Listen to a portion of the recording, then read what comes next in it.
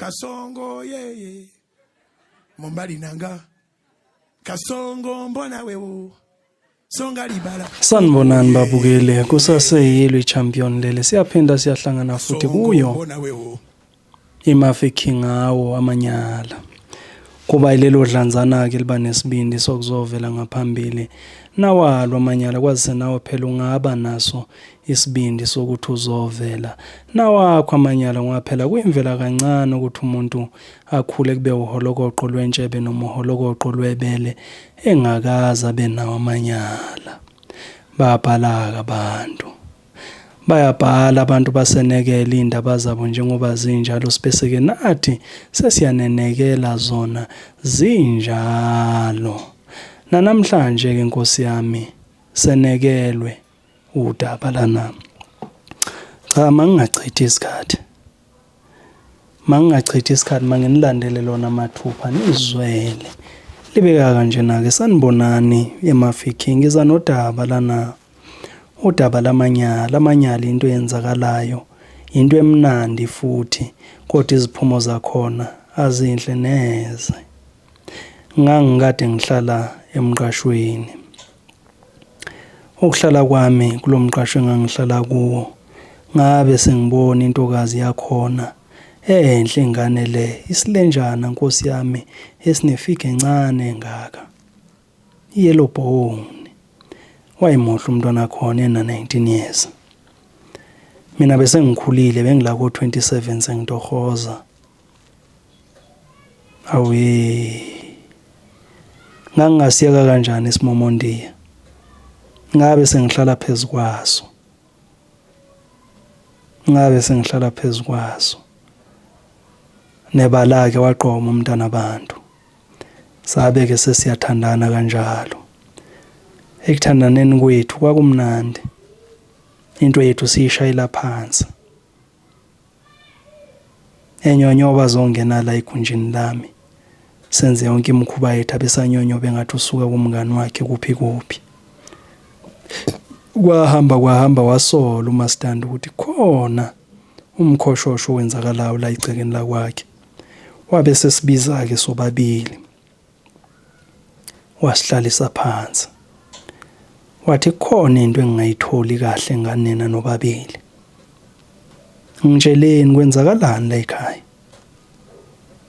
niyajola awungabe sengithi awu mama ukanjani kodwa singayenza kanjani into enjalo ngoba phela ngifana nengane yala ekhaya sengifana noma ngunyana nje la ekhaya angikwazi ukuthi ngingajola naye onkosazana lona ngoba phela naye sengimbona njengodade wethu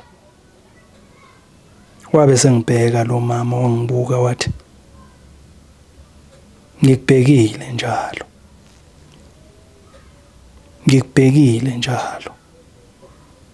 ngabe sengiyathula wathi mangenzeka kuthiwe niyathandana kungakuhle usheshe ukhulume ubese soyahamba ke la ekhaya uthandanela le kude ngathi hayi mama lutho asikwazi ukuthi singenza amanyala njalo wabe sengiyeka ke qhubeka namanyala ethu kuphela unyaka kwaphela owesibili kwenzeka iphutha kulo sithathu ngeze ukuthi uplastic angisawuthandi ngaqala ke manje ngangena bukhoma mangena bukhoma laqashuka iqanda wakhulelwa tema ekhulelwa kanjalo wazithola ukuthi usekhulelwa ngamcela ukuthi makasikhiphe wathi angeke yena uyasaba mayifa la ngamncenga ayiwala wagcina esigcinile kanjalo uthema isigcina kanjalo wabe sebuza umama wakhe ukuthi umethiso ubani washona le nale yashindu umethiso ubani wabe sesho ke likhipha iqiniso ngisemsebenzini ngaleso sikhathi walibeka obala uqiniso okwezinqasesele ngezwe ngekholi yakhe mina engifonela kwawo-12 izikhathi lapho kwaku-12:03 ngikhumbula kahle. Thema ingena ikholi yakho wayethi phuthuma la ekhaya konakele. Ngabe sengicela kumphathi ngithi mphathi ngicela ukuphuthuma. Cela ukuphuthuma kubi ekhaya. Wabe sengivumela umphathi ngaphuthuma. Shwi ekhaya. Mangifika uMastandi usho ukuvula endlini yami ufuna ukukhipha izinto zami phandle azichisa.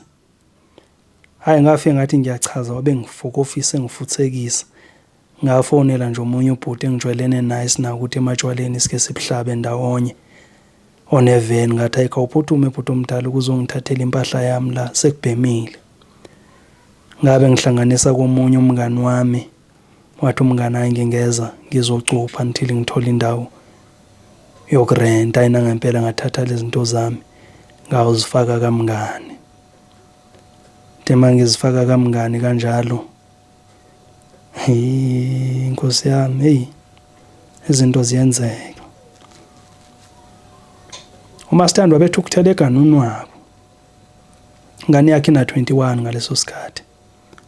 Thuthela uganuni wabo. Hayi ngabe sengazincama ke lapha emalangeni. Ngacela yena umama kamngane lo nobaba wakhona ukuthi sike siyokhuluma noMastandi ngifike ngicele ukukhuluma qala ngikhulumele lo baba ukuthi hayi umfana kunento afuna ukuzoyithula la ekhaya. Manje besisacela ukuthi umnike indlebe umlalele. Hayi wathi khuluma wena. Ngikhuluma ngithi hayi mama iphutha ngilenzile kodwa umntana wakho ngamthanda ngifika. Bengazi ukuthi engikwenza uvele bekurongo kodwa ke ngeqwa uthando. Ngabona kumfanele ukuthi ngimhlenge kulezi impisi ezigcwelela ngaphandle eziqwenga abantwana babantu. Bengingenazo inhloso ezimbi mina kowakho umntwana. Namanje lokho kwenzekile besingakuplananga kodwa njengoba sekwenzekile ngizimisele mina ukuthi ngithathe responsibility ngimnakekele kanye nengane yakhe. Kuyothi amandla maseyivuma ngenza okufanele la ekhaya ngoba phela sengimoshile vele. Ngiyazendlala phambi kwakho mama. Ngiyacela ukuthi ungithethelele unginikeze ithuba lokuthi ngibe khona kulesimo abhekene naso angabhekani naso eyedwa. Ngabona ethula umuntu omdala ngabona ukuthi amazwi engwakhiphile ayamesinda. Ngathi mama yebo uthukuthele. Futhi uthukuthele nje ufanele. Bekumele kube yimi omvikelayo ezintweni ezinjengalezi. Kodwa kwaba yimi omfaka ehlazweni umntanakho.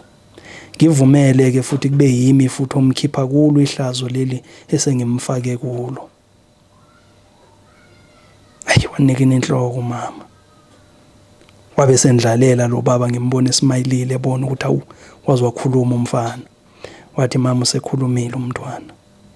Nami ngicela ukukunikeza esami sethembiso sokuthi ngiyohlezi ngimbeke esweni lami ukuthi angaze aphenduke ezithembiseni zakhe.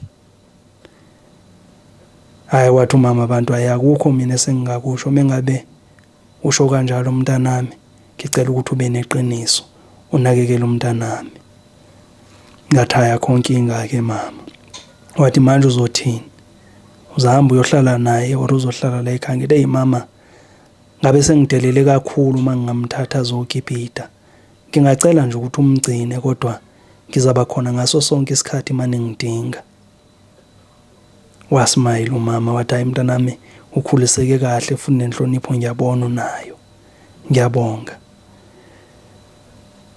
Kwaba ngiyiwina kanjalo ke leyo ndaba kodwa kona ke kwakwamanyala. Ngoba phela ngangenza umkhuba ngihlala egcekeni. Bengithi ngeke ngizovela nalawo manyala kodwa aphela kamnandi. Namanje nje ngisayinakekela ingane yami.